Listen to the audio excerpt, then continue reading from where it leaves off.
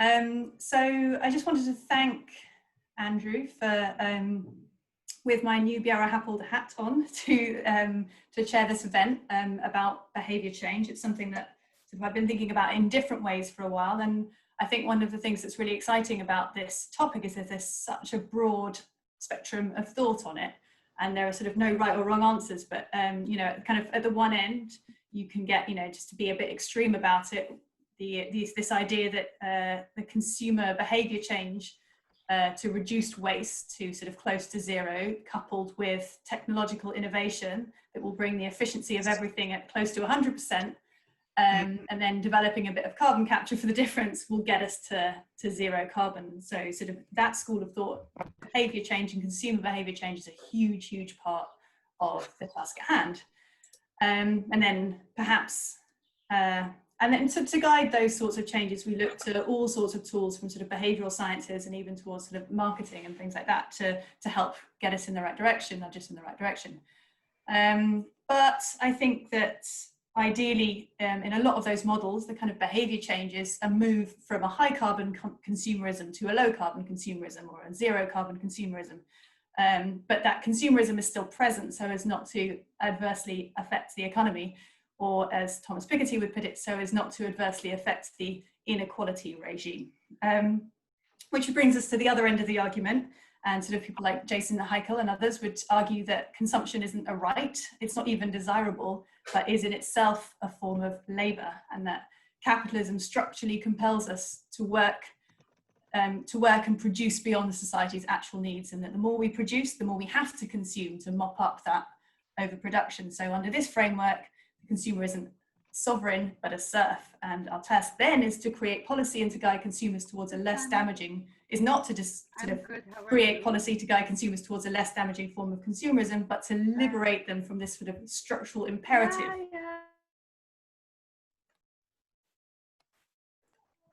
Sorry, I think we had some muting issues. So yeah, so that's sort of towards completely the other end of the scale. And which is it? I think this is a really fascinating subject, and so to help us to figure this out, we're going to have these 5 fantastic speakers. So firstly, I'm going to go to Angela Druckman, who is Professor of Sustainable Consumption and Production at the University of Surrey. Angela, over to you. Are you there, Angela? Hi, can you hear me? Yes. Okay, and can you see my shared screen? Yeah. So, thank you first for inviting me to be here today. I'm delighted, even if I'm only virtually here, of course. So, sustainable prosperity in a post-COVID world. And I'm going to talk about the importance of local infrastructure. So, first of all, let's just think about what we mean by sustainable prosperity. We can define it as a good life for all within the Earth's limits. And if we just break that down very quickly, first of all, we've got the concept of the limited carrying capacity of the world. Then we've got the concept of a good life for all. So we're not talking about hair shirts here. And then for all means we need to think about inclusiveness and try to move away from the inequalities that have characterized our recent economy.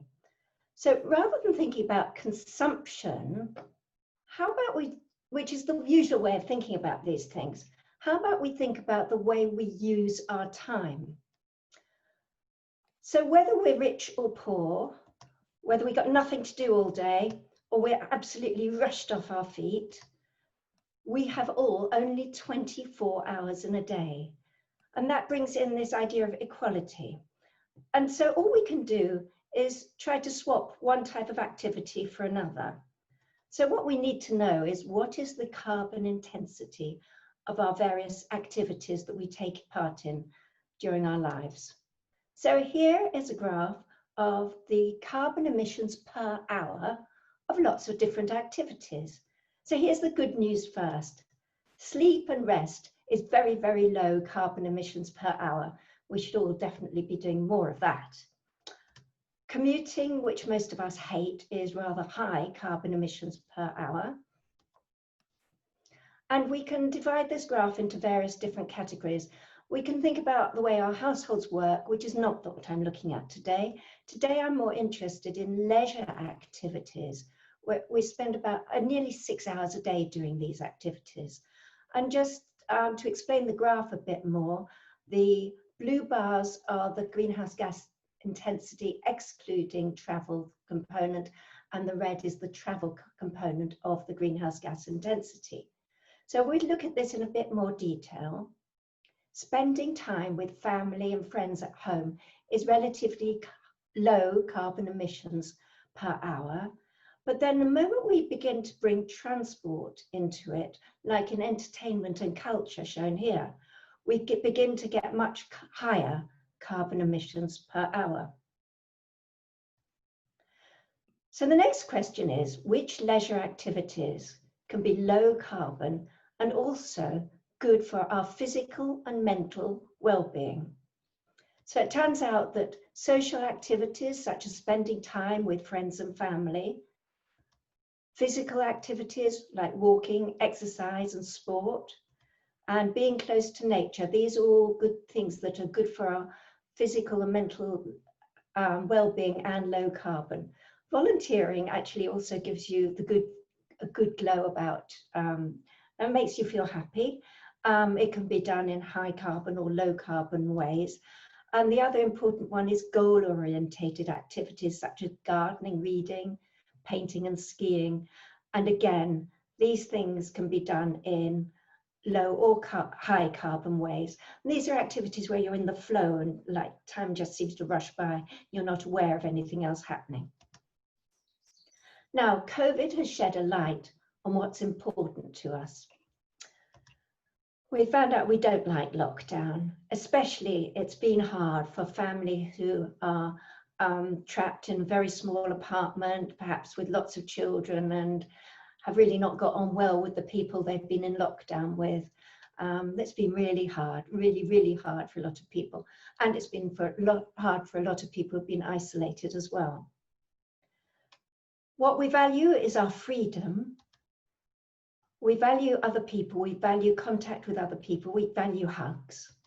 We value our communities and we value nature. So we need to look now at the role of local infrastructure as we move out of this COVID world. So we've seen the importance of local amenities. We need, as we go forward, we need infrastructure, local sports facilities, local community halls, etc., and local spaces, parks and woodlands.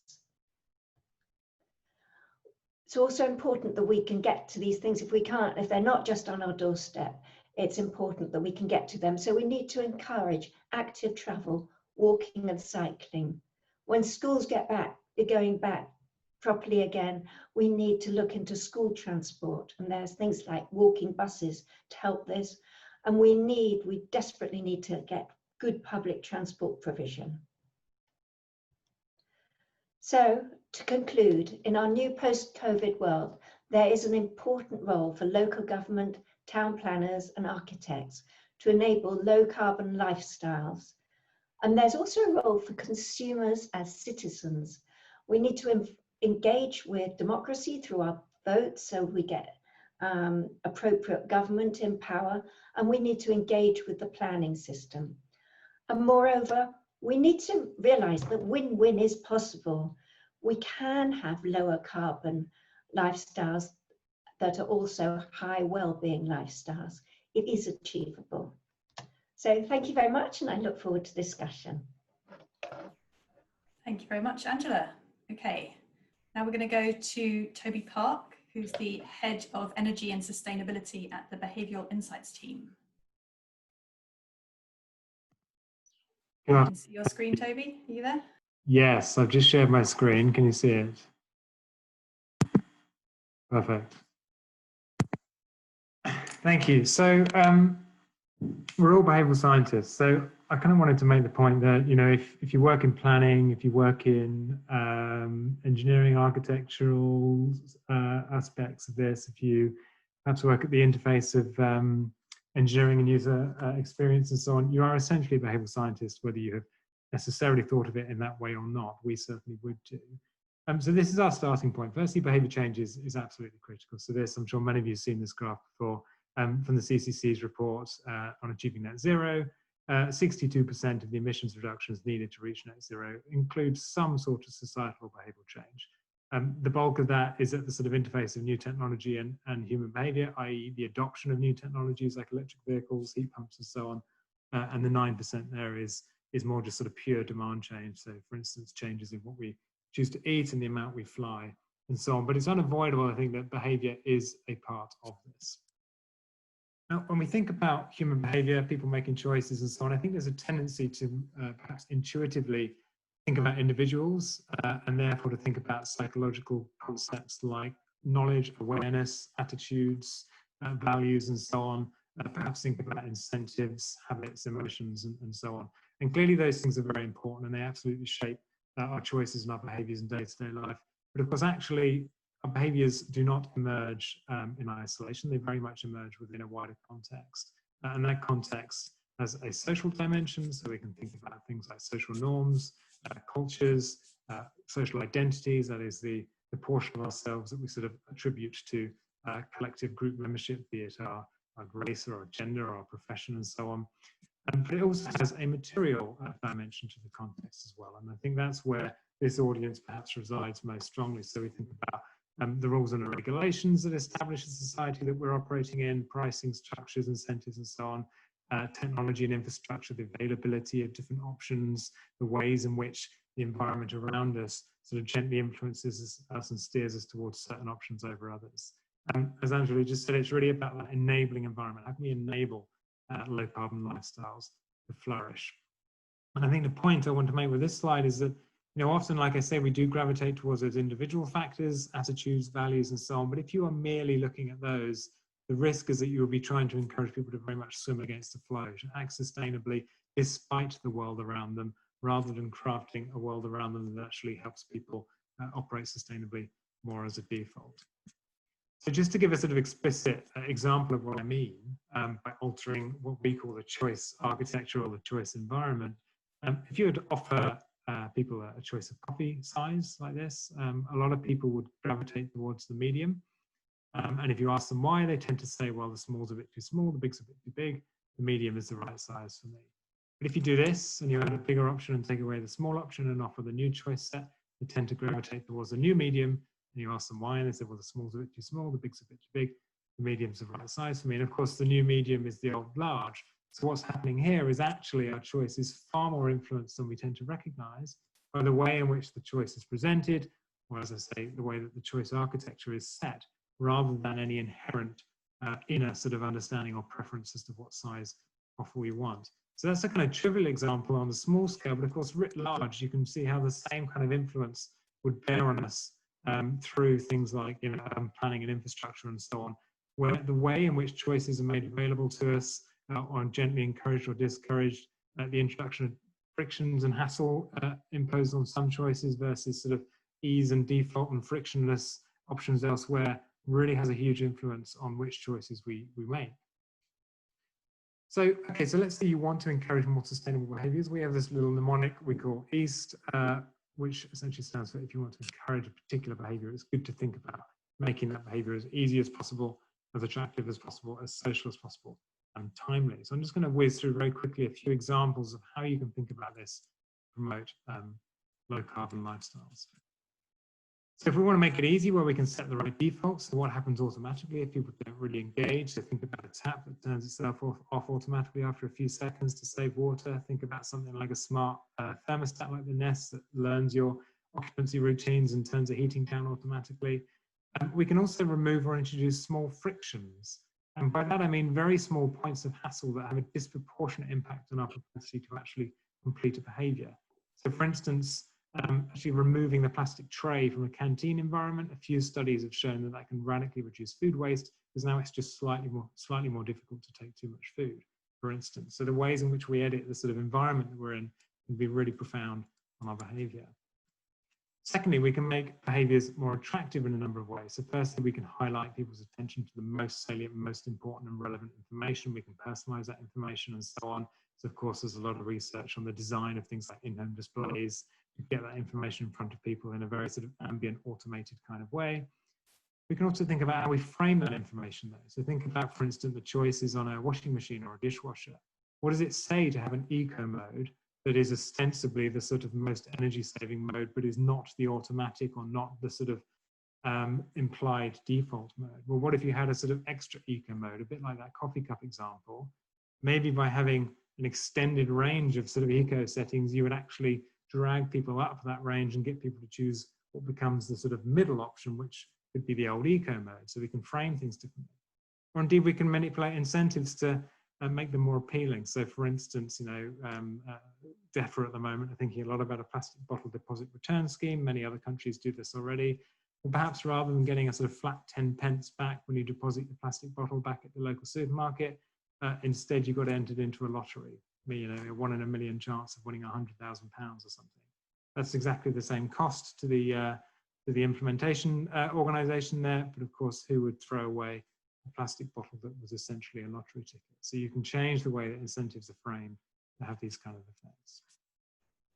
Next up, we can make behaviours more social. So one classic technique that we use a lot in the behavioural sciences is to draw social comparisons or highlight the social norm where it's desirable.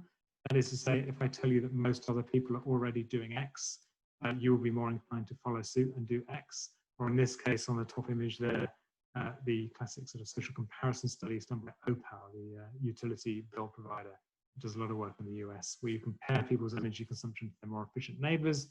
That leads to sustained reductions of about 3 or 4% at very low cost in energy consumption.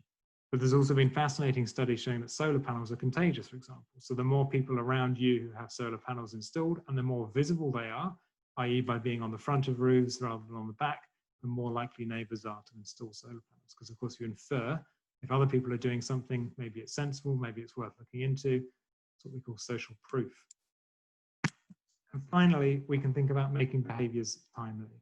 So one aspect of this is that we do tend to very steeply discount the future. That is to say, we focus on upfront or immediate costs and benefits to us. We tend to ignore somewhat those that happen down the line. And that's not helpful when you want people to buy, for instance, more energy efficient appliances, because they do tend to be a bit more expensive up front, but save money in the long run. But that goes against human nature in a way. So actually helping people recognize the long-term benefits, whether that's redesigning price labels and so on, whether it's designing new financial products that sort of front load benefits and delay costs and so on, that can really help people make those upfront investments.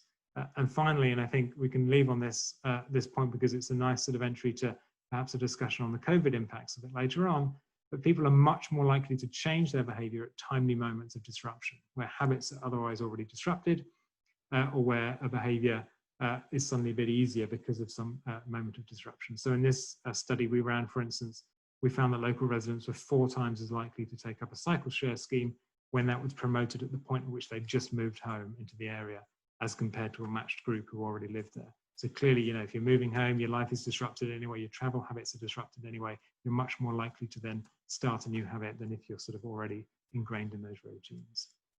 So there's a wide range of sort of ideas and tidbits. Looking forward to discussing some of these ideas in a bit more detail later. But for now, thank you. Brilliant, thanks. Toby.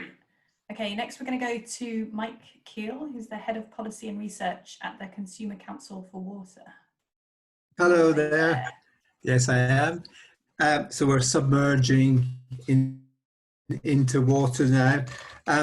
When it comes to climate change and discussions around climate change, water's often overlooked, but for us, climate change is all about water. Now, that isn't a quote from me, that's a quote from the United Nations, because water is primarily the medium through which most people will experience climate change, either having too much water, too little water, at the wrong place and at the wrong time. So we have to adapt to how we engage with water. Now, we have a choice here. We can do that proactively and plan to adapt, or we can do it reactively. And the danger is with the reactive approach is there's a price to pay, and that may be in human terms or also in pound note terms as well.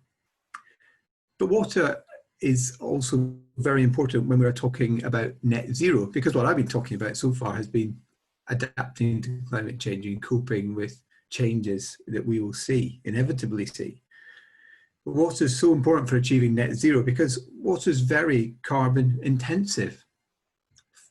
Fundamentally, it's heavy, so it takes a lot of energy to move it around if pumping is involved.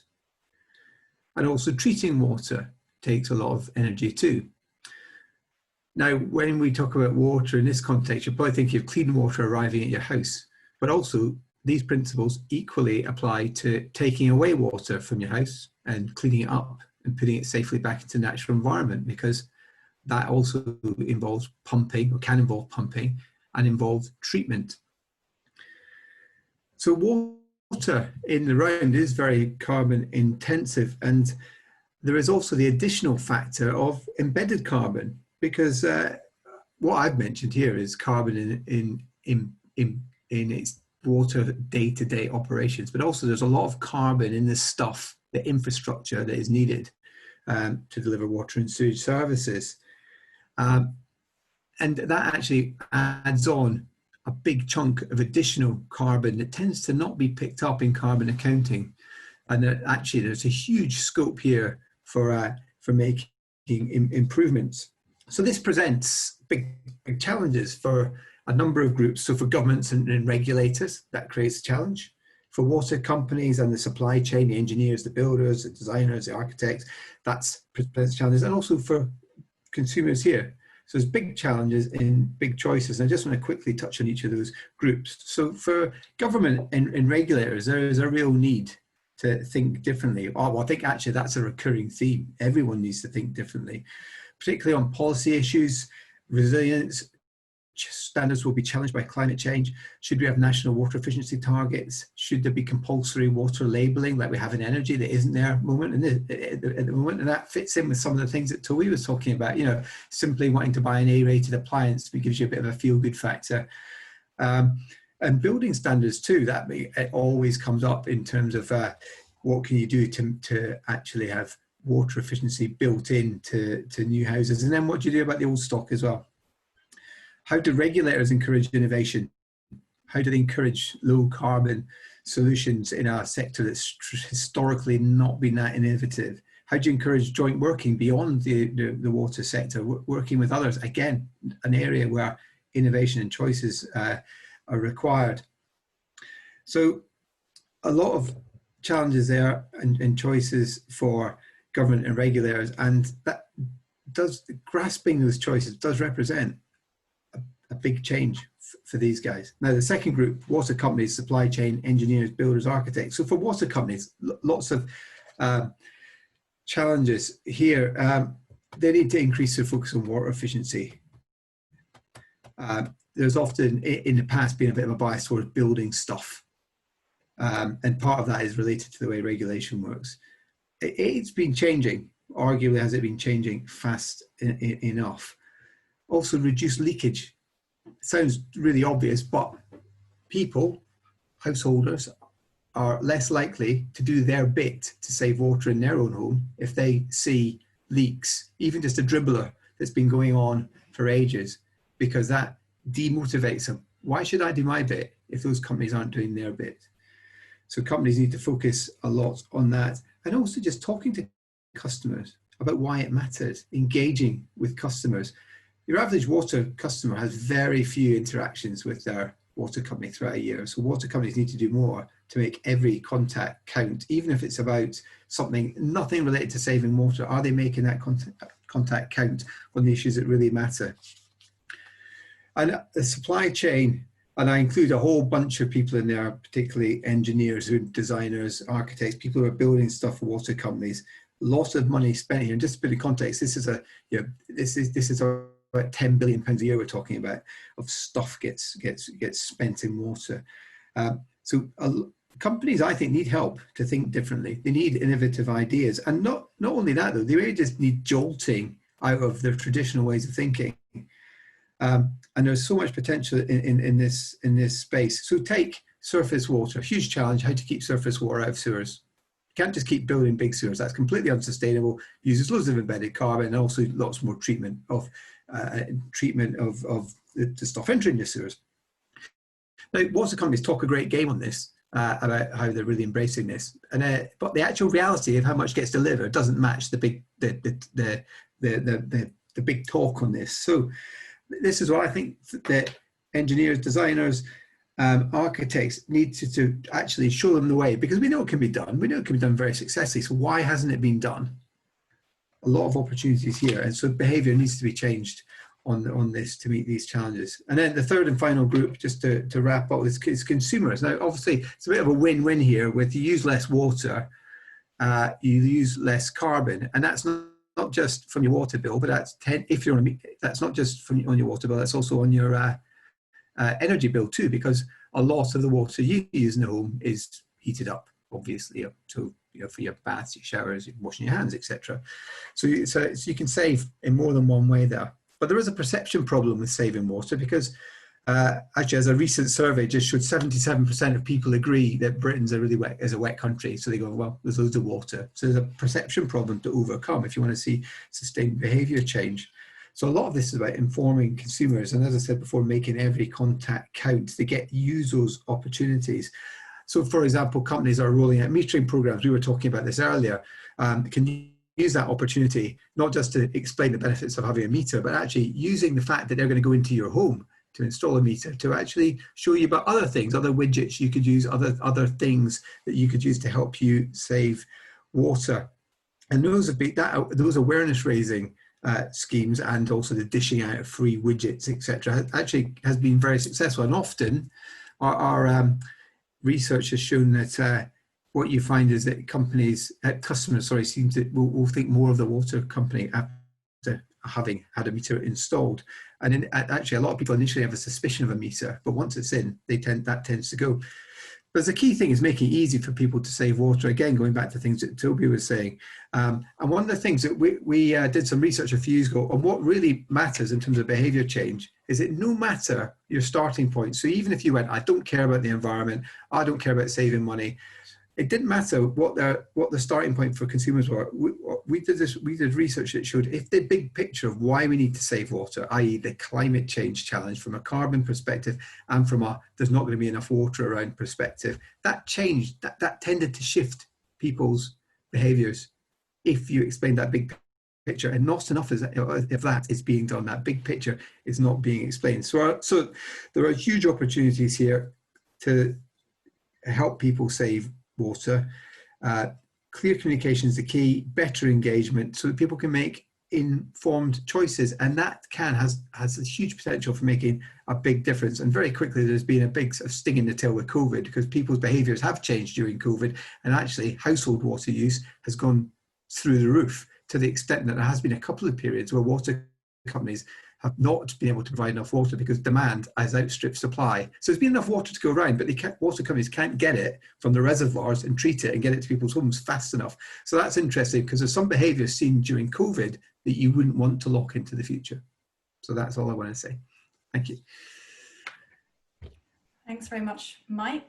And some fun questions for you in the chat there, so do have a look at those, because we're going to come back to them.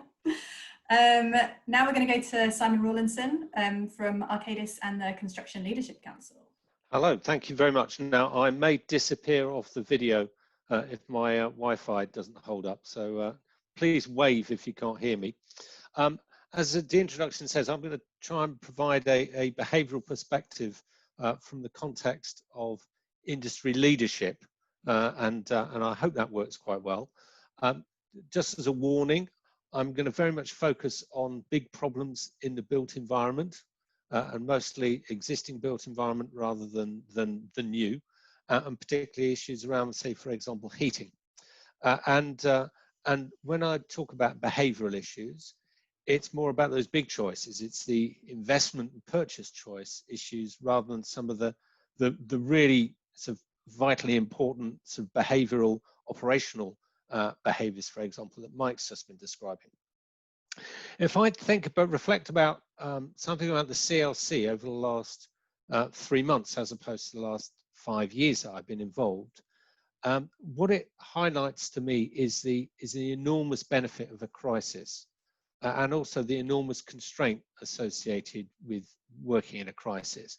And the way to describe that is being the power of the hero.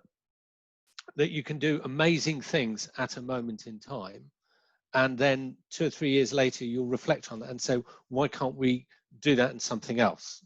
So I recall immediately after the great financial crisis giving a presentation about sustainability in retail assets and asking the question, well, if we could just do that to rescue the banks, why can't we do it for, let's say, for example, decarbonising retail?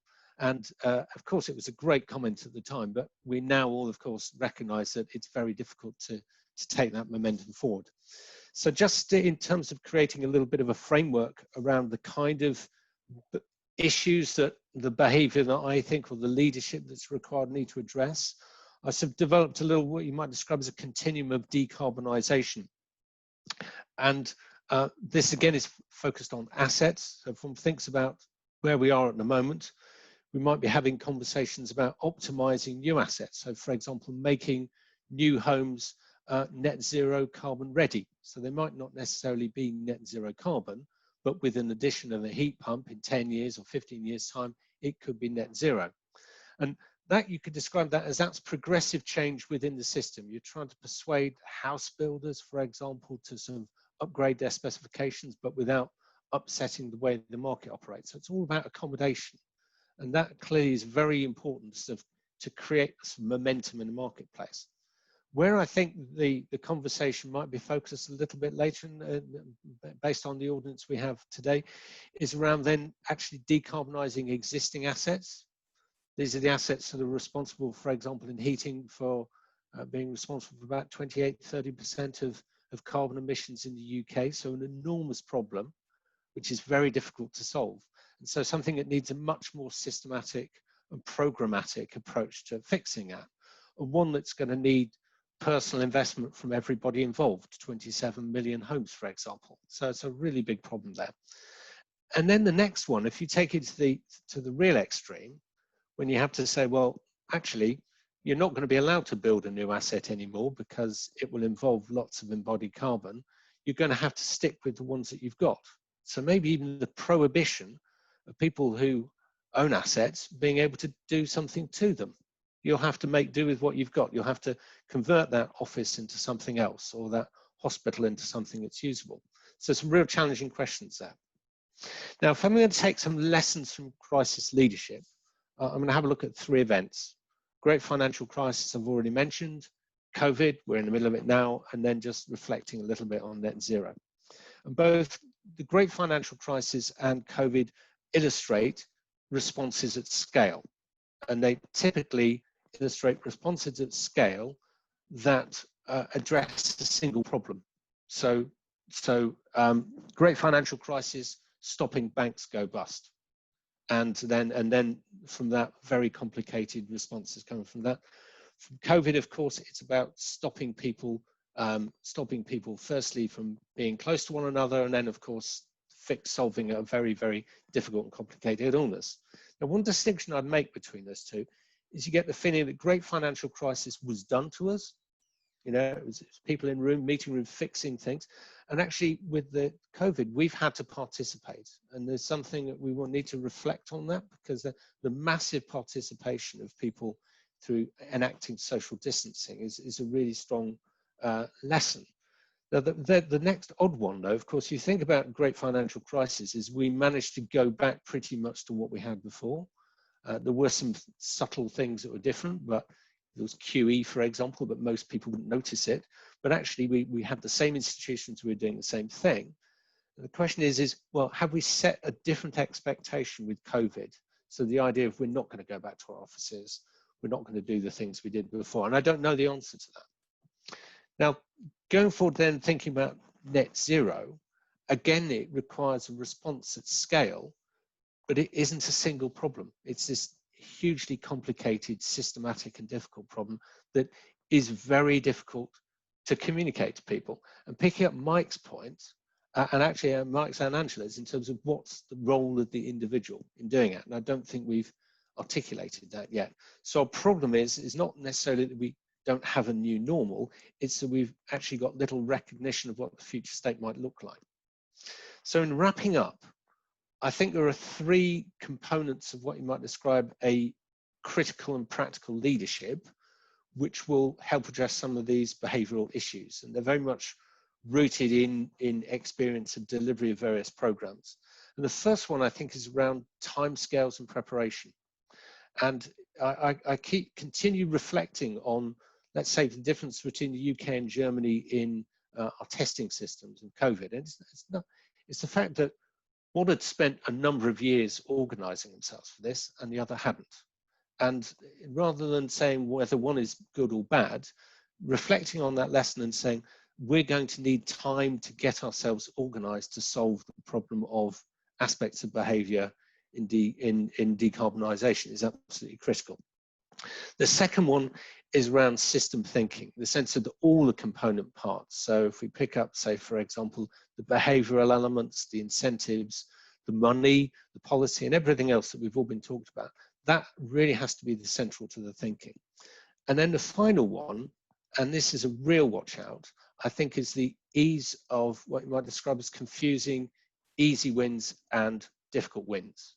And if one was to reflect on the kind of debate that we've had over the last 5 years in connection with climate change commission targets, and ministers saying, yes, we're doing very well, we're ahead because we've got all our sort of renewable energy, but in fact, all the really hard stuff has remained unfixed, the houses that need decarbonising and everything else.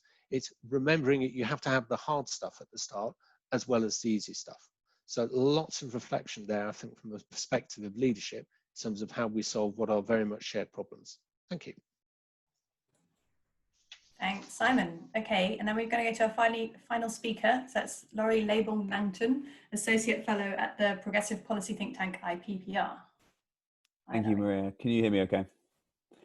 Yes. Hello, everyone. It's lovely to be here with you today. And it's been really interesting to hear what the previous speakers were saying. I'm going to give some quick reflections more on behaviour change within ourselves and the role that we can all play as potential individual leaders on these kind of issues. And I'm sure it's something you're grappling with quite a lot over the course of your career. I want to do that by giving 3 lessons I see as that arise for our behaviour from the pandemic. The first one is that around facing threats and uncertainty, and I think we have to be honest, fear. The pandemic, I think, has reminded us that very bad things can happen. They can happen quickly, and they can be overwhelming, completely saturating our capacity to respond. And I think in that way, the pandemic is a warning from the future, a future in which we will be living under conditions of increasing environmental breakdown. And it's not just what's happening with the climate system, it's across many other natural systems, and they are reaching or have surpassed critical thresholds, as we've been warned many times by scientists.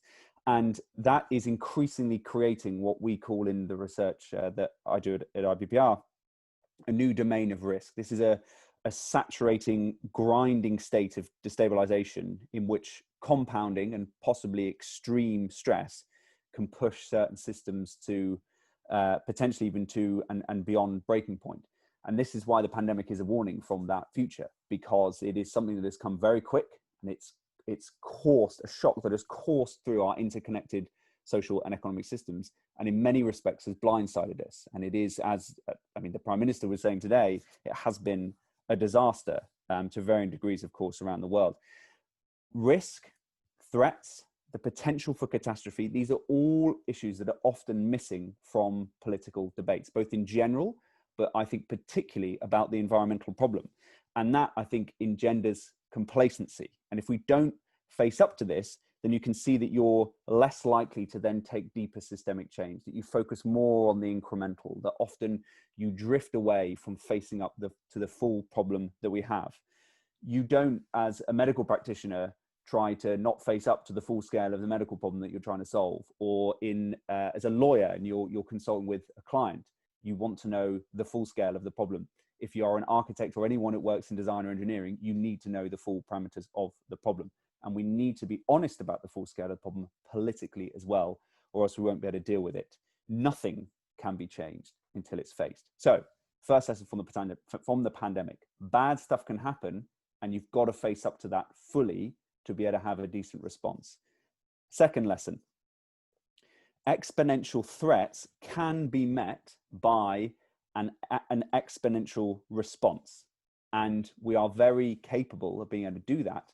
And at times where we recognize something as a profound crisis, we, as the pandemic shows, can do it.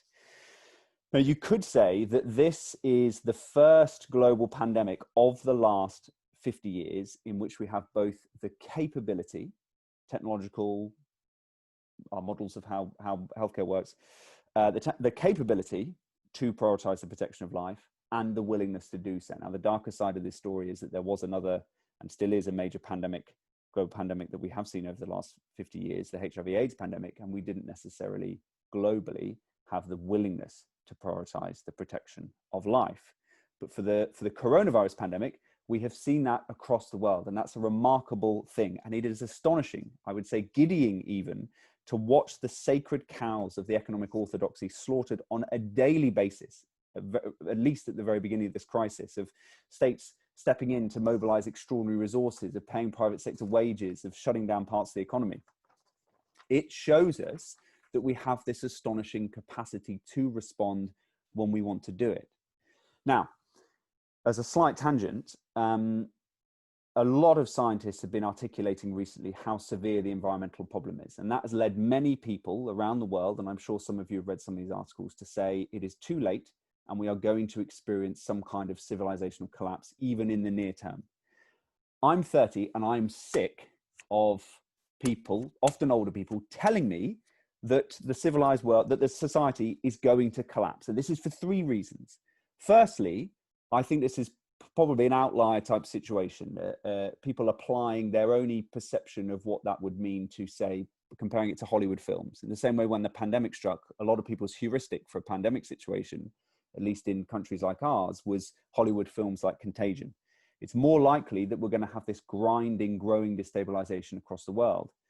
And the second reason that it's very frustrating to hear people say this is that that process is already happening, and it's happening in parts of the world that are often forgotten. And they are not experiencing some kind of Hollywood collapse, like an apocalyptic film happening tomorrow. They're experiencing this slow grind of poverty and destabilization. And thirdly, the reason why I think this narrative is so frustrating is it assumes away agency and the reaction of people working together to respond to extraordinary threats, like we have seen in the case of this pandemic, where we preempted, we prepared, we mobilized, we shut down economies, we built hospitals, we paid wages, and we saw time and time again that the state is a preeminent institution for protecting and acting as an agent of change. And we know that we need deep and enduring systemic change to deal with the environmental problem, that we can't green the current model. The arithmetic, the carbon arithmetic shows this, and the wider destruction of the environment shows this, and our unhappiness at the current system that we have proves it. So as destabilization grows and as we need to ramp up the action that we need to make on the environment, we have to remember that we have this extraordinary capability to respond, and the pandemic reminds us of that. And then the third lesson, my final lesson that I would take from the pandemic, among others, is that people came together and they acted. Now, I think often an apocalyptic view of humanity pervades our assumptions about the world. And we saw that at times with the pandemic. We saw people going and hoarding toilet paper or knocking elderly people out of the way to go and buy food when they thought that everything was falling apart.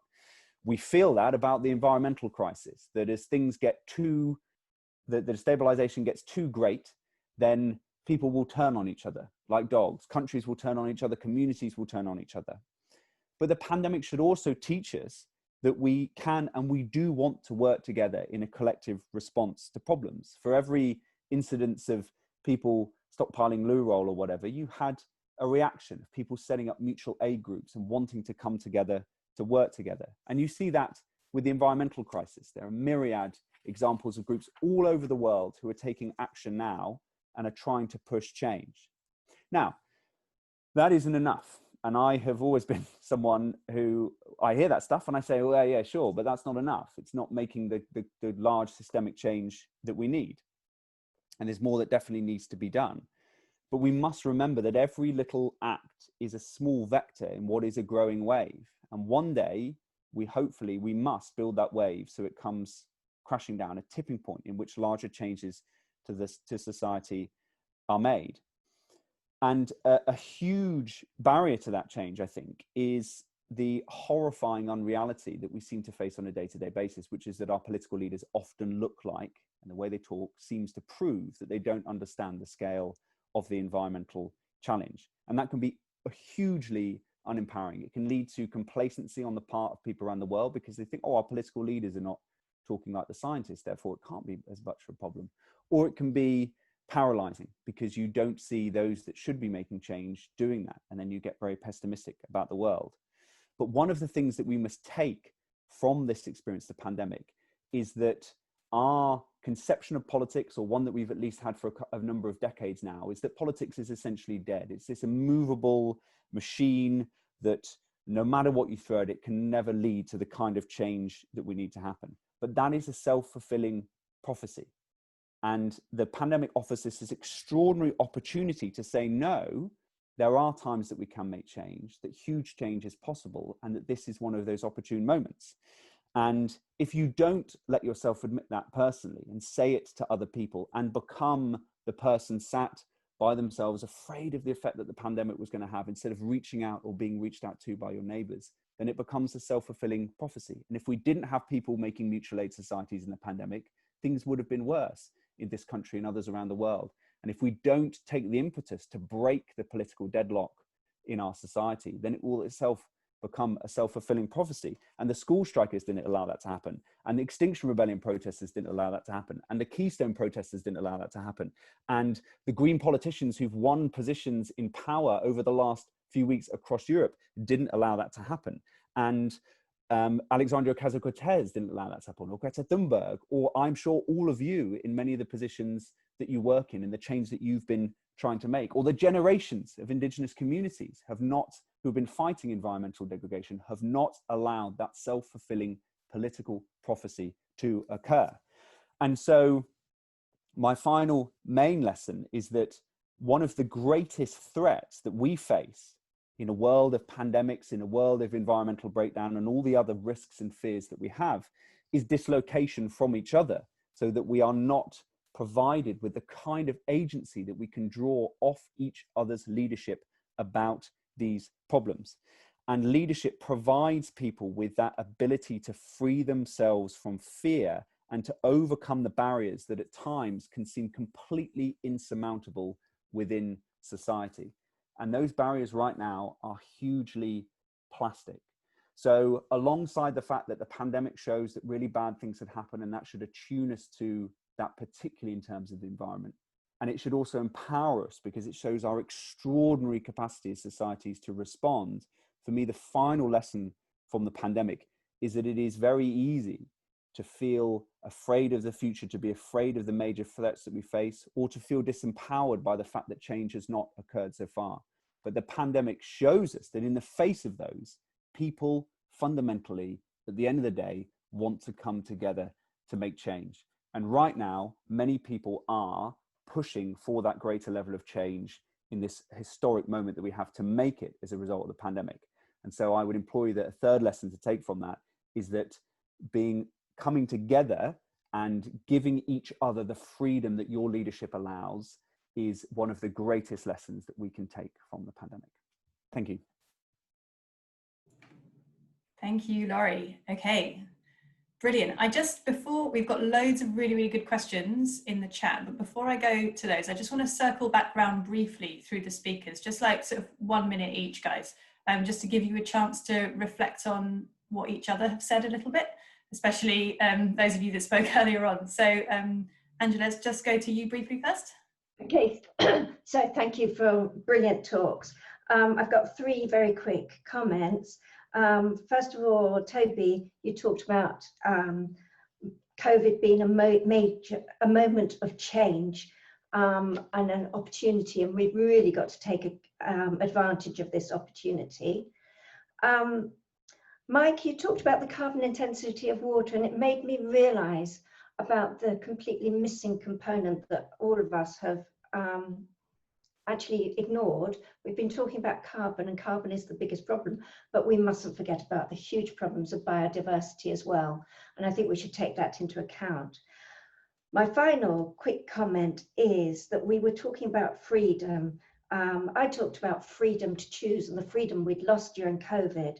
Toby talked about the dichotomy, the choice architecture. And that was a big dichotomy between what we were talking about. And Simon, you talked about the prohibition of building of new assets and things like that. So choice is very important. And in the end, Laurie talked about people coming together and being free to make the change, the huge changes that we need to make. And so this all brings me to the big question of freedom and democracy. And is the freedom and democracy that we currently have, is that actually what we need to get us out of these problems? Brilliant. Well, I'm sure Laurie will have an answer for the freedom problem by the time we get around to him, but you've got a couple of minutes yet. Toby, are you about? Yes, there you are. Yeah, thank you. I would echo some of those thoughts. I think this issue of freedom is an interesting one. It's not really a term I would have typically grasped for, but I think it's certainly true that, you know, a lot of us, I think, feel that we want to behave more sustainably. We want to make choices that are kinder to the planet, and yet we find ourselves hypocritically going against those values time after time. You know, we live in big houses, we have cars, we eat meat, we go on holiday, and so on. But the reality is, to expect individual humans to really push so strongly against that grain that they're going to do everything on their own shoulders is just unrealistic. So we do need the freedom. In other words, we need an enabling context and environment where the right choices are actually the easy choices, they're the default choices, they're the sort of normal choices, they're the choices that are perceived to be higher status and so on. In other words, it has to be that win-win rather than a constant compromise on individuals. And I think that's something that sort of was a thread through a number of people's observations there. And on Mike's comments on the water, I mean, I agree with pretty much all of that. I think, you know, that's a really nice behavioural challenge, and behavioural challenges come in all different shapes and sizes, but that's a really nice one where actually architects, builders, planners, engineers, and so on are the ones that are going to have to, I think, design a lot of the effective interventions, because I think, you know, water is very cheap. Unless that's radically changed, I don't think we can really rely on price elasticity and incentives to bring consumption down that much. We're at a pretty bad place in terms of people's value in water and their awareness of the issues and so on. But actually, there's a lot you can do in the design of the home to make water saving dead easy. And again, the default thing that just sort of happens. So I feel like that's a fantastic case in point where behavioural science and engineering science really sort of intersect. And there's a lot that can be done there. Thanks, Toby. Mike. Hello. I just want to make one point, which is a kind of mashup of some ideas Laurie was saying and Simon as well, which really was that in the water sector, there's been quite a few leaders, very senior leaders, who have expressed surprise that the pace of climate change is somehow increasing. And I think this is actually displaying very poor leadership. Because let's be clear, climate change isn't worse than predicted. There's been predictions now for 20, 30 years from the IPCC, the Met Office. Now those predictions are panning out largely as stated, right? But what's happening is that we're now seeing those predictions becoming a reality. We're seeing those things materializing. So people are going, wow, the pace of climate change, wow, wow, wow. Well, hold on. You've not been paying attention. And in some ways, this is a deflection tactic for not taking enough action. And if we knew now, right, that all the predicted impacts over the next 20, 30 years are all going to happen next year. So these are inevitable impacts. But say we knew, actually, there was a risk going to happen over the next 30 years. If we knew they were all going to happen next year, we would be behaving very differently. We'd be taking lots more action Now, the sobering thing is, because this is all probabilities, etc., a lot of them, it could happen next year. I mean, it's unlikely, but they could. So I do think we need to make sure that we don't lose sight of the inevitable impacts that will happen unless there is a burning platform. And actually, Mark Carney, who was the governor of the Bank of England, he described this as the tragedy of the horizon. Because it's some way off, let's not take action. But it's not that far off, and it could be next year. It could be later this year. So anyway, there you go. I'll stop now. But we need good leaders. Yeah, I mean, there's an interesting point there, isn't there, about the psychology of managing our own kind of expectations. And I was thinking while you were speaking, actually, Laurie, that I think the government through the coronavirus pandemic have sort of stepped out the truth. And it's been making me think, maybe they do know about climate change. Maybe they're doing this same this same action of just like stepping it out, telling us a little bit, rather than actually showing us the actual scale of the existential threat, because they think we can't handle it or something like that. And I wonder whether we're being managed, and whether there is as an assumed psychology that is actually quite flawed.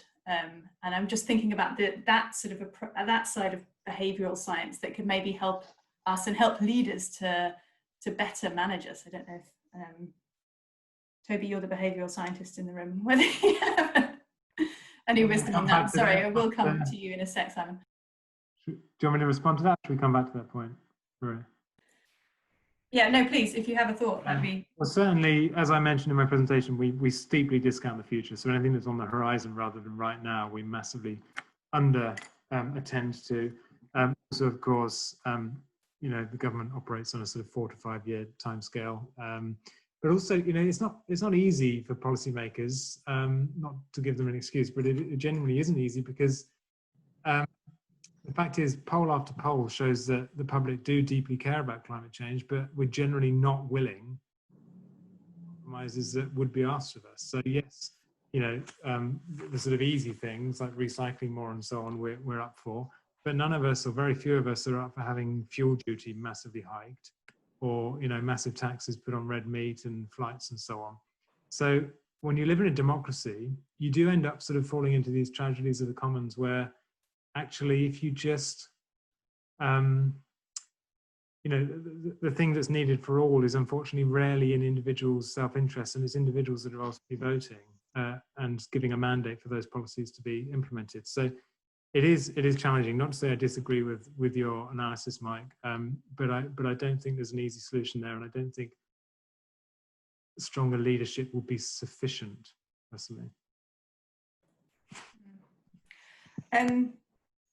Simon, as well as just responding to some of the others, I wondered if you could also, because you mentioned that we sort of need to be accommodating to an extent so that we don't upset the market. And I just wondered what your thoughts were, and how do you think the industry would cope, like the construction industry would cope, if we actually were making the changes that we need to at the pace that we needed to? Right. There's lots of things coming there. The reason I use that phrase accommodating very deliberately, I think, because I think what Toby's just described there, which is that sense that you push so far, and then you get to a situation very quickly where the vast populace tell you we're not, either this sounds wrong, or why should me as an individual do this and not the others? I think is a real difficulty here. I think you do. One of the reasons why I think you have to work through accommodation is because you need some scale behind you to do things, and that's perhaps something which I didn't articulate as clearly as perhaps I should have first time round, which is actually we're going to have to get a house building industry to develop the scale and capability to build fairly much more thermally efficient buildings than they do at the present. So, for example, we can introduce sort of heat pumps in 5 or 10, 15 years time when they're available at scale. So I think you do to some extent have to work with warp and weft unless you get into these kind of emergency situations. And I was just going to reflect a little bit on Toby's point about the tragedy of the commons, because I think I think is really grasped something there, which is, I think, in most instances, people are very rarely prepared to take what you might describe as a suboptimal outcome. And as a result of the COVID crisis, I think we are finding certainly some clients, some construction organizations having to take suboptimal outcomes in terms of they're having to pay more than they wanted to, or they're having to swallow quite significant losses. And that, I think, is going to be a quite coruscating experience for a lot of organizations, which is, again, picking up Laurie's point, which is, something from out of nowhere has suddenly come and hit us, and it's completely affected our planning around how we thought our finances were going to operate this year, next year, what have you. And I don't think that's necessarily going to result in more enlightened behavior, more long-term thinking. But I think people are going to get more accustomed to having to make some of these compromises. And if I was just going to finally wrap up and reflect on the 2 points that I drew out of the presentations, I think it was firstly Toby's one about how choices are presented. And I think clearly we've got an issue around not presenting choices over that longer term horizon. And that's an issue we need to address. And then Laurie's about it being not too late and getting really angry about that. And I think that's probably one of the strongest messages this afternoon, is the sense that we should be getting angry about saying, no, we can do stuff about this, and presenting those choices as a, yes, we have time and it will make a difference, I think is really important. Yeah, I mean, I love that too. Like, it's so important to stay engaged and not to check out and not become sort of nihilistic about this. Laurie, could you maybe speak a little bit to the freedom point, and maybe selfishly to answer my question at the very beginning, sort of that, are we battling for freedom to consume, freedom for a sort of sustainable consumption, or are we looking for freedom from and a kind of necessary consumption? I think it's very hard to really discern what people would think on that one, because going to the point about the tragedy of the commons, it's very easy for us, I think, to internalize the narrative of the tragedy of the commons, which is basically that human beings, when left to be going about their own devices, will unthinkingly destroy the shared resources that they all depend on. And we know when that article was written many decades ago, it was based partly on just the deduction of the author who wrote it. It was also partly based on some kind of empirical basis. But we've also seen time and time again evidence piling up that shows that that isn't necessarily the case in human societies, that there are many instances of human societies where there is a very shrewd management of the commons, of common resources among people. And indeed, they are often the societies that are disregarded or missing from the Western conception of how society should be organized. And so our ability to discern, we're stuck in this feedback mechanism where we say, we poll people and we say, God, would you be willing to make this change to your life or that change to your life? And then the polling comes back, and some things that we predict that they would want to do, like recycling, they'll care about a lot. And then other things that they want to do, bigger changes that they want to make, it polls back, it doesn't poll very well. And we think, my goodness, this is one of the major barriers to us wanting to make change, is that people just won't sign up to deeper structural change. But how can they sign up for deeper structural change, or the changes that would constitute that, when the structures in which they live mean that they necessarily can't do that? It would be interesting to see how locking down the entire economy, having to sit at home for weeks upon end, having to queue outside Tesco in the rain, how that would have polled before the coronavirus pandemic came along. And it was leadership applied by not just politicians, but communities, that led people to engage in a huge, astonishing communitarian response, or one that an orthodoxy about how human beings operate, one that thinks that the tragedy of the commons is an immovable physical law, and one that thinks that human beings are, at the end of the day, selfish consumers, has told us that wouldn't happen. And it did. And we stand around being astonished that we see kids writing the NHS on the road, or people having rainbows in their houses, and people helping elderly people get food. And we think, my goodness, this is extraordinary. It's not. It's ordinary. It's astonishingly ordinary. And we've got ourselves into a mindset that when it comes to human behavior, those things are the exceptions, and the rules are these hard physical laws about how people are selfish and they're atomized. No, that can happen if you create systems that make it a self-fulfilling prophecy. So when it comes to being able to be freed from being a consumer, I am absolutely sure, as we have seen at times in the past and in different countries, that a conception of societal welfare that was not based upon compounding material accumulation and consumption, I'm sure people would be happy in that, and I'm sure they would sign up to it. But it takes leadership. It can't be done necessarily from the consumer perspective, in the same way that it wasn't, consumers didn't go and vote with their feet to create a global airline industry. That was created through massive political buy-in, the construction of infrastructure, research and development, and some very shrewd lobbying on the part of those companies that wanted to profit from it.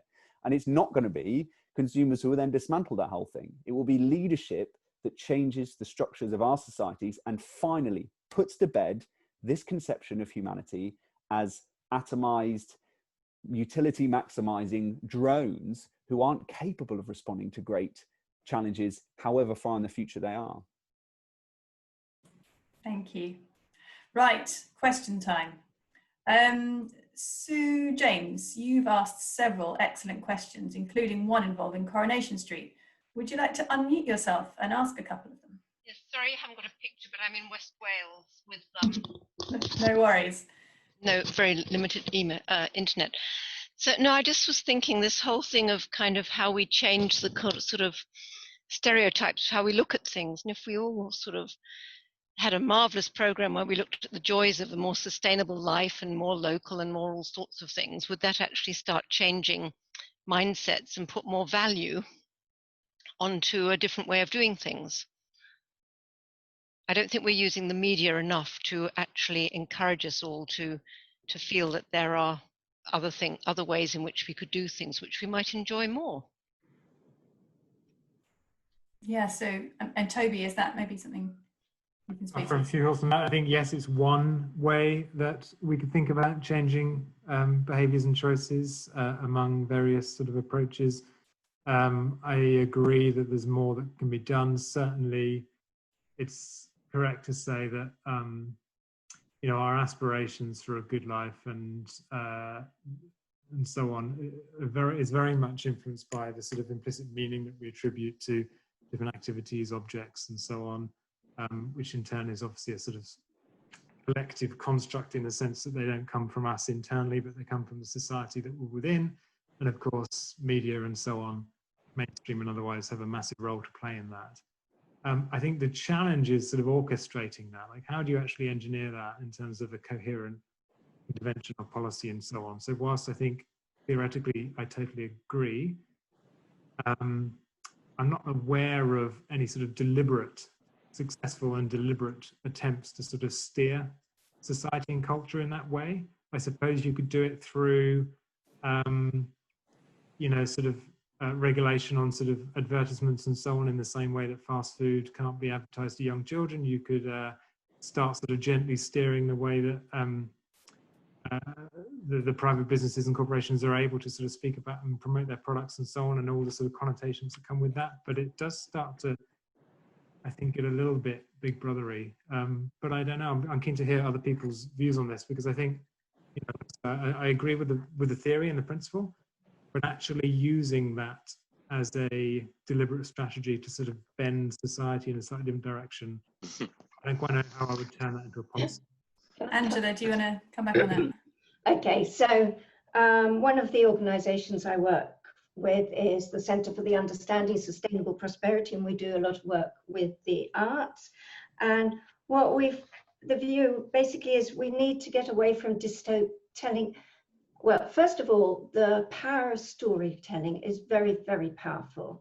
And what we need to do is give people a positive vision of the future and what can be done. We really need to try to avoid dystopian views. And we need to engage with the media. So we've had some plays about climate change and positive stories there. And another organization like Global Action Plan, they're doing a film competition where they had a competition for, I think it's young film writers. And I think Richard Curtis is the person who's going to mentor them, and they're going to end up making, the prize winners will make some films, and there'll be positive stories of the future. So it's not quite going to be Coronation Street, but it's the kind of thing we need to do, and people are thinking about this. Just as sorry, practical observation, the Archers was originally designed to communicate productivity tips to farmers. So this is not an off the wall idea at all. I just think the sense is probably best to embed it into already successful things rather than try from the start. But no, it's worked in the past, so why not? Yeah, I mean, I was just to add to that, you know, we do talk about it in other areas of life, you know, like having strong women in power in the media, or having queer storylines, or, you know, like it is an important, like, it is a media through which we can create social change. So why not this important aspect as well? Sarah Walsh, do you have your hand up? Would you like to unmute yourself? I can't see you. Hello? No? Okay, never mind. Right, William Bordas, I think you had a few questions. Would you like to unmute yourself and ask them?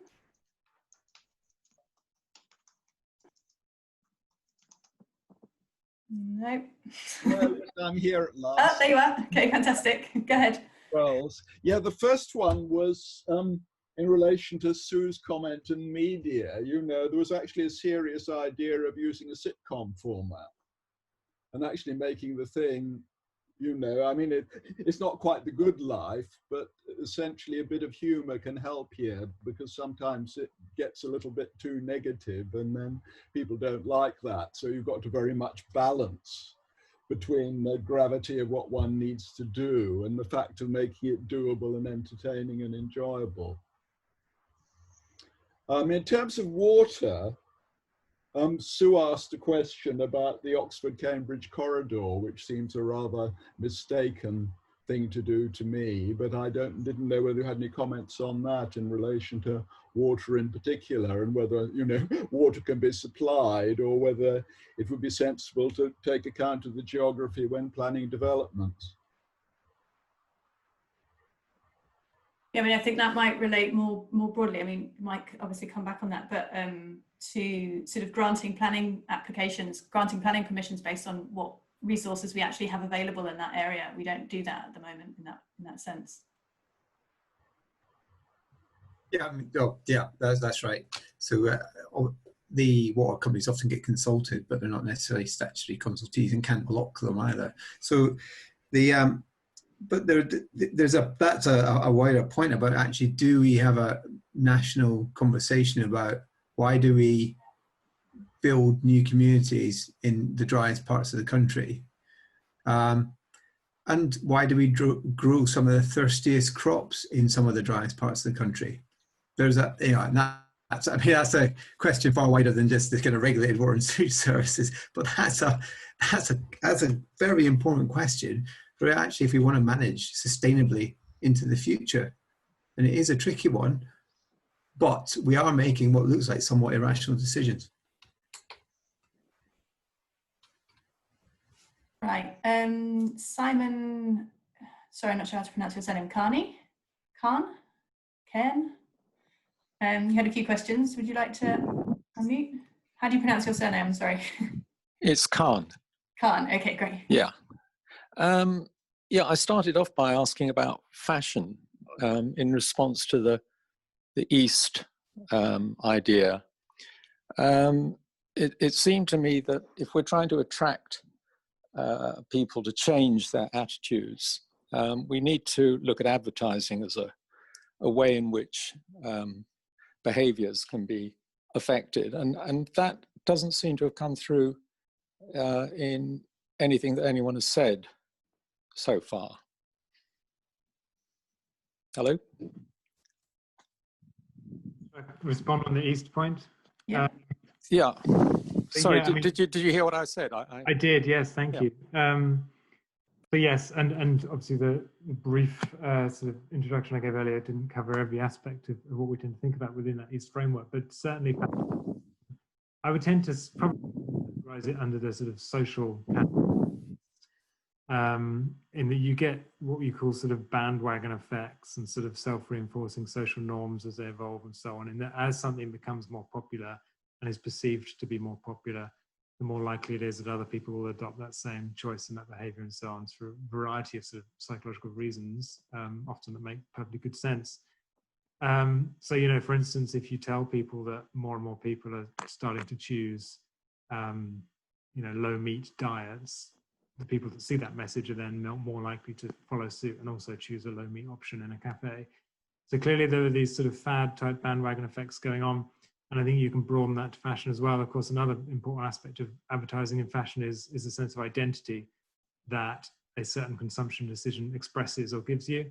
And again, I think there's perhaps links back to Andrew's point about storytelling. You know, what stories, what meanings do we attribute to certain lifestyle choices and so on? What identities do they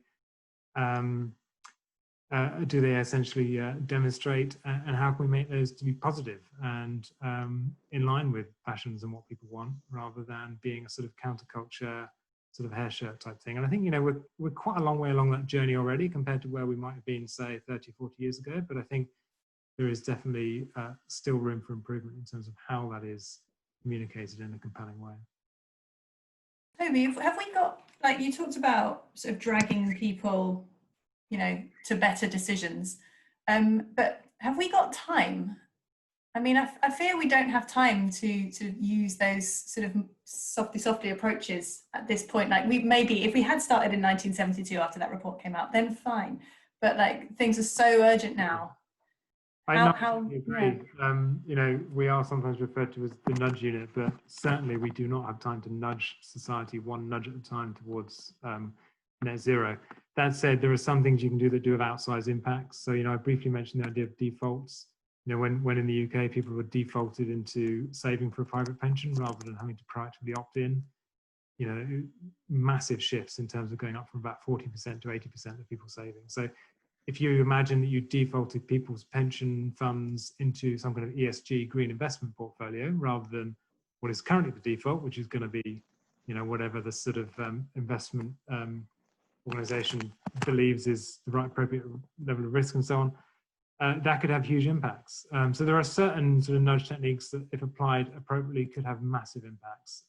But by and large, I agree, we do need systemic change. We need big infrastructural change in order to create an environment in which behaviors, you know, the right desirable behaviors flourish and so on. And I would put all of that under the broader bucket of behavioral insights. In other words, good policy that is informed by behavioral science, not necessarily softly nudges. It could equally be a really robust carbon policy, but still one that is informed to some extent by behavioral science in order to get the design right, in order to maximize public consent for that kind of policy in the first place, but then also to maximize the response to it and so on, is all still ultimately a behavioral question.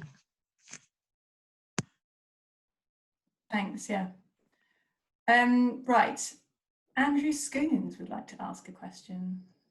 Well, I was only going to stir the pot slightly because I think Simon might have missed the other major crisis, beginning with B, which is coming up shortly. And there the whole idea is that freedom from regulation will somehow be a positive way forward. So I just really wanted to know whether that is the sort of freedom some people think is useful, or whether it's going to actually have the opposite effect on our behaviour, and we are actually going to be accepting more compromise as a result of that, in terms of lower standards, perhaps, of imported goods.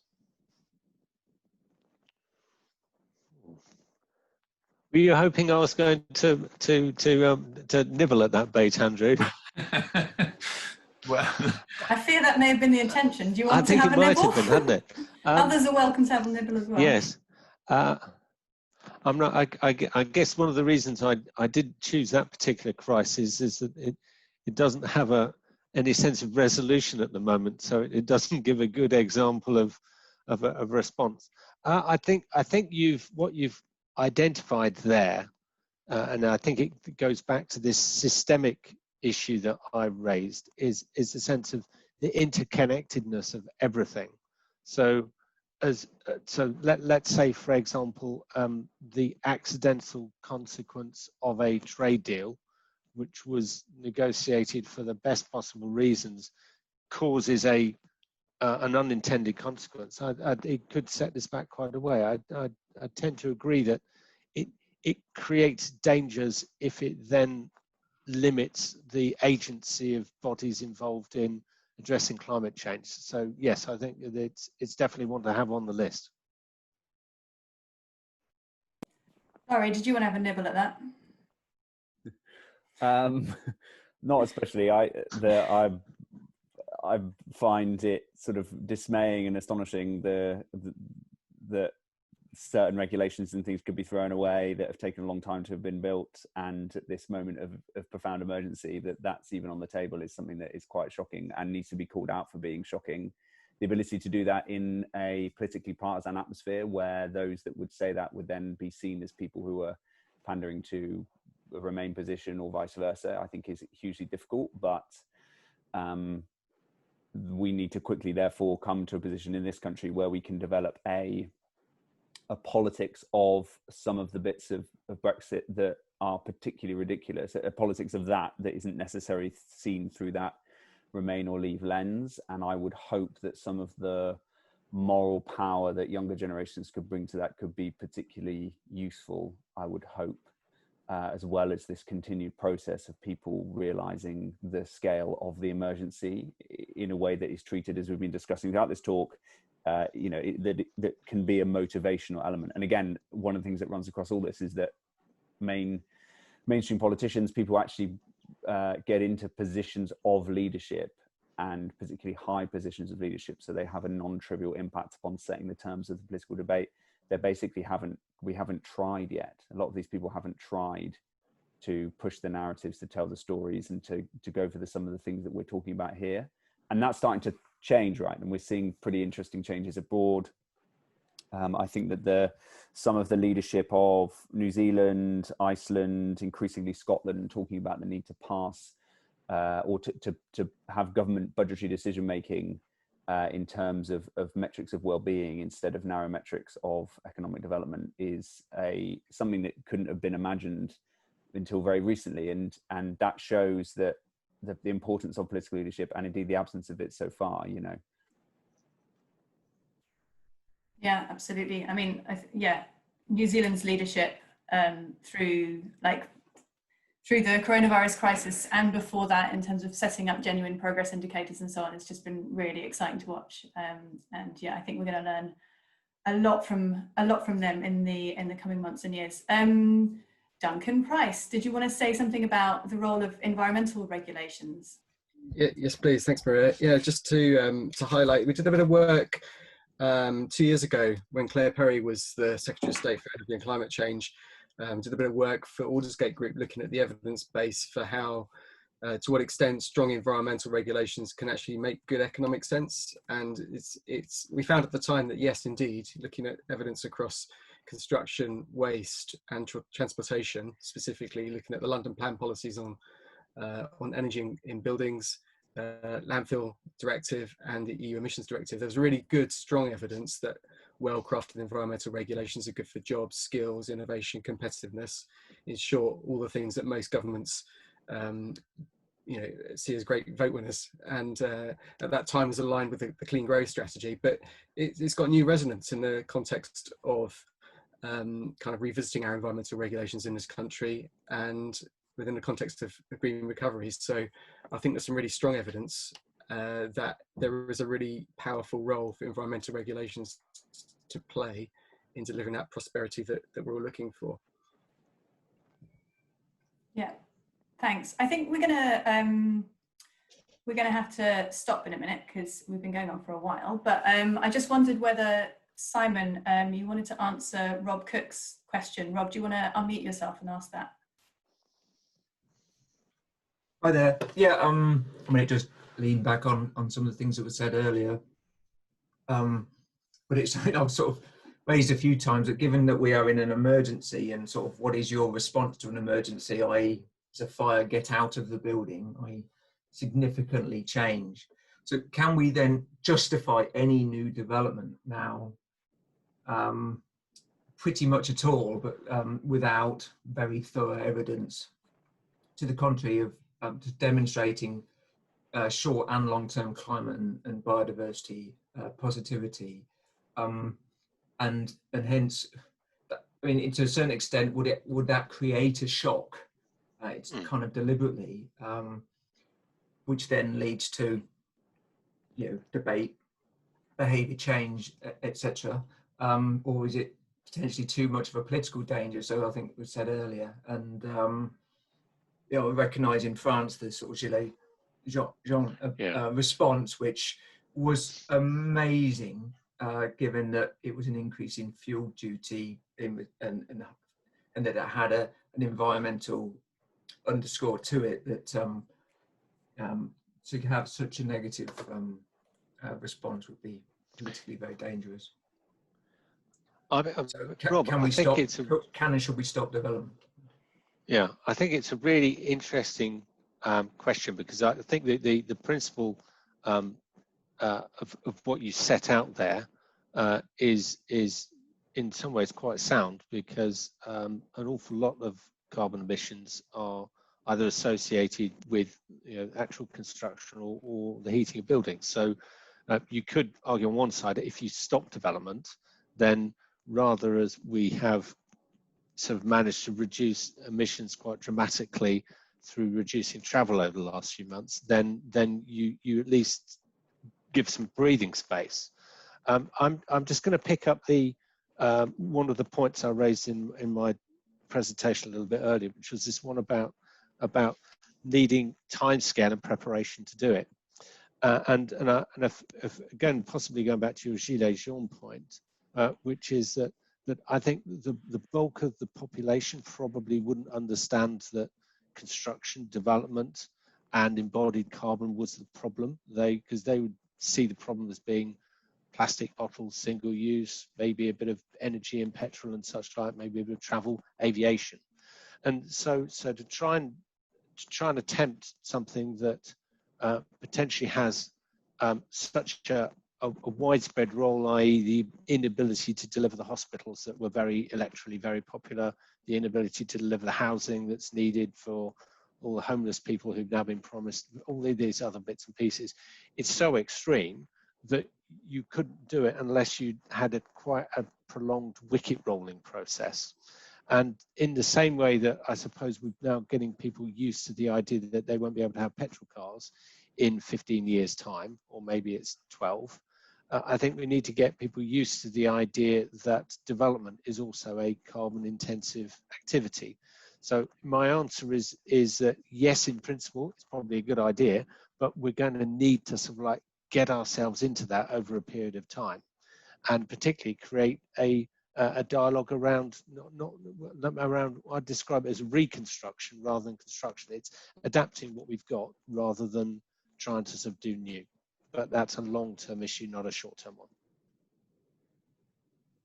Okay, brilliant. Thanks, everyone. I think we're going to sort of finish up now, but I just want to give all of the panel a chance to say sort of a final word, just to sort of reflect on the conversation and maybe make a final point based on some of the other questions that we haven't got through. So I'm going to go in the same order. So to Angela first. Hi there.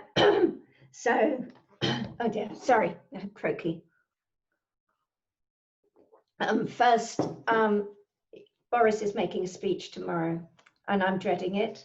And I think it's a huge lost opportunity, in particular because I don't think he's going to mention anything about the retrofit of buildings, which could do such a lot for carbon emissions and green jobs. But my bigger points is just thinking about the discussion we've had as a whole. I think consumers don't have the power on their own, but as citizens, they do have power. But what we really need is leaders, as has been said. So the question is, how do we make leaders understand the urgency of the threat of climate change, the true urgencies. And we have two little glimmers of hope. One is taking from the chat, actually. Someone mentioned citizens' assemblies, and I think they are quite a good way forward. And also, perhaps following in the steps of the wellbeing economy of New Zealand, and I mean, Wales has the Future Generations Act. So there are glimmers of hope in these things that could give us ways forward. Thank you. Thank you. Toby, final thoughts? Thank you. So, I think just picking up on something that Laurie commented on a little while ago, in response to my comments about tragedy of the commons and so on, and I absolutely agree with his response. Humans are complex, and in a way we have the propensity to flip either way. We can be selfish, we can be miserly, we can exploit, but also, of course, we can be deeply cooperative, and that's sort of equally baked into our nature as social human beings. But I think, in a way, because we have the propensity to go either way, there's a risk here and a gamble here. And as we start to find that the situation gets steadily worse, I wouldn't necessarily put my money on the human race coming together and pushing in the right direction.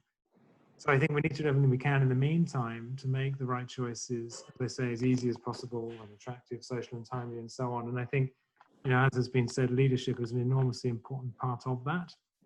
But, where leadership is absent, meanwhile, while we're calling for stronger leadership, I think there's actually a lot that can be done by others who are not in a conventional position of leadership. There's certainly a lot that can be done among corporations, be that engineers, planners, architects, and so on, as we've been focusing on a bit today. So I really think carefully about what it is that you can do in your own operations, if you're designing products, if you're influencing, planning decisions, if you're building properties, whatever it is, that really can actually start to shape human behavior in ways that you may not have thought about before, and in a way that will actually contribute to the objectives that we're all collectively trying to achieve here. Okay, thank you, Toby. Mike. Hello, I just want to pick up our question which came up on the chat, which we didn't really talk about, which was the price and value question, because I think it was a really interesting one. Actually, it's quite a good one to wrap up some of the points here, because obviously the price and value are different things. You take water, the price is relatively low, but actually the value to us is very high. But it's one of these strange things that you don't really value water until you don't have it. All you need to do is give someone a 12-hour interruption to the water supply, and suddenly they realize how much you value water. I see people smoking, but it is comical that it's quite so quickly we forget that. So anyway, the answer isn't just to whack up the price of water, and I'll tell you why. Because the 3 million households who can't afford their bill right now in England will not be thanking us. That's a very blunt instrument, and often that is deployed far too quickly as the answer. But this just flags that we do have to have this conversation about value, and what we value, not just in terms of our own personal behaviours, but in terms of our way of life and fairness in society more widely, because I think that's really central to how we respond to climate change. Because actually, if we are clearer about that, I think that does provide us with that ability to actually be clearer about how we need to respond. And I think I'll just leave it at that. Thank you. Thanks so much. Simon. I'm just going to continue reflecting on Rob's really interesting question, and one point that I raised a little bit earlier is this having to address the hard challenges as well as the easy wins in parallel as a program. So I would just sort of advocate for everybody on this call and everyone else to be looking to doing the hard stuff as well as the easy stuff like the renewables, as part of a program which we think is going to take a long time rather than something that's going to get sorted magically. So that would be my sort of plea for this call. Thank you. Laurie, you get the last word. Thank you. I want to amplify something that Toby was saying about the bejeweled nature of humanity and the potential to go either way into more narrow-minded and selfish, or to be virtuous and act collectively. And I think we have to all be honest and accepting of the fear that one feels when you're properly facing up to this environmental crisis. And, you know, if you haven't felt scared, then you probably haven't properly seen the science and what this could all, what could be going on. And I think when that has happened, the thing to take away is that, sure, there is that dual nature to human beings. And the one side, the darker side, presents extraordinary risks. It presents the risk, the situation we're in now, where we're not acting on the environmental crisis, and it also presents ones that form part of this great unnamed catastrophe that we often evoke, at least implicitly, of us not dealing with the environmental crisis. One in which things get far worse, and countries and communities actually turn against each other and not respond appropriately to that destabilization. But again, that can become a self-fulfilling prophecy. And particularly if you're someone who has fears about the future, or you may be younger and you're therefore particularly afraid of having to live your majority of your life in that type of future. Or you maybe want to be a leader and you're a younger person, you fear what that would mean for leadership at all levels in the future. You have to remember that there is a constant battle to make sure that we push people to that lighter, not darker side, and we can do it. And we've seen that. It's been proven by the pandemic, and hopefully I would urge you all to take from the pandemic experience, it should have shattered what I think has been decades now, maybe longer, of the kind of assumption that the default setting or the slide or the impulse whenever destabilization or shocks come our way is to go towards the darker side. Let the pandemic inspire you to show us that it can be the other side, and then go out there and make sure that that's what happens.